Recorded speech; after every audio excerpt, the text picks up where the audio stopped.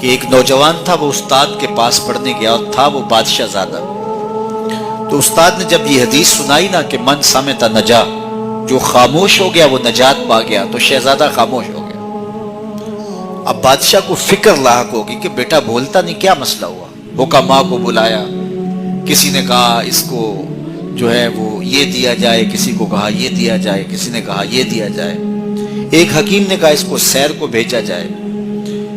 تو خادم روزانہ سیر کے لیے لے کر کے اس کو جایا کرتا تھا. ایک دن اس نے دیکھا کہ ایک درخت ہے جس کی گھنی شاخوں میں جانور بیٹھے ہیں. ایک شکاری تیر کمان لے کر کے گزر رہا تھا. اس نے غور سے شاخوں کو دیکھا، اسے کچھ دکھائی نہیں دیا، گزر گیا. ابھی گزرا ہی تھا کہ بیٹھی ہوئی فاختہ بول پڑی. تو وہ پھر پیچھے پلٹا اور غور سے دیکھا اور تاک کے تیر مارا، پھڑ پھڑاتی ہوئی فاختہ نیچے آ گئی. تو اس کی زبان سے بے ساختہ نکلا، صدقت یا رسول اللہ، اے پیارے رسول آپ نے سچ کہا ہے. نہ بولتی تو نہ ماری جاتی، خاموشی میں نجات ہے.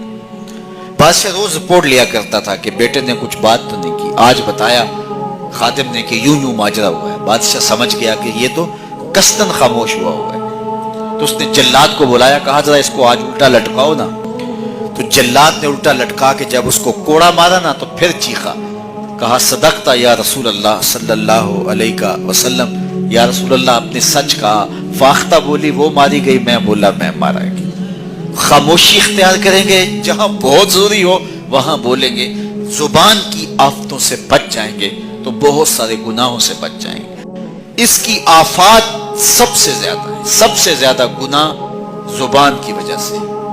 تو فرمایا جو خاموش ہو گیا وہ نجات پا گیا. چونکہ یہ بولتی ہے تو جھوٹ بولتی ہے، یہ بولتی ہے تو شکوے کا لہجہ اختیار کرتی ہے، بہتان لگاتی ہے، غیبت کرتی ہے، چغلی کرتی ہے، دو افراد کو تقسیم کرنے کا ذریعہ بنتی ہے، لوگوں کے دل دکھاتی ہے، اذیت پہنچاتی ہے، گالی سب و شتم یہ اس کا مزاج بن جاتا ہے.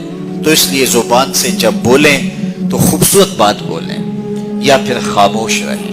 تو خاموش یہ زندگی ایک بار ہی ملی، دوبارہ نہیں ملنی. اس وقت ڈاڈا پچھتاوا ہوگا، لوگ کہیں گے یا اللہ ایک بار بھیج دے بس. اب تو آنکھوں سے سب کچھ دیکھ لیا، دوبارہ تو سر سجدے سے نہیں اٹھائیں گے. کہا تجھے بھیجا تھا، پیغمبر بھی بھیجے تھے، کتابیں بھی اتاری تھی. روز مرتے ہوئے لوگ تیرے سامنے تھے، اٹھتے ہوئے جنازے تیرے سامنے تھے، پھیلے ہوئے قبرستان، ڈوبتا ہوا سورج. یہ عارضی دنیا کے کتنے نقشے تمہیں دکھائے لیکن تو پھر بھی نہ مانا. اب دوسرا موقع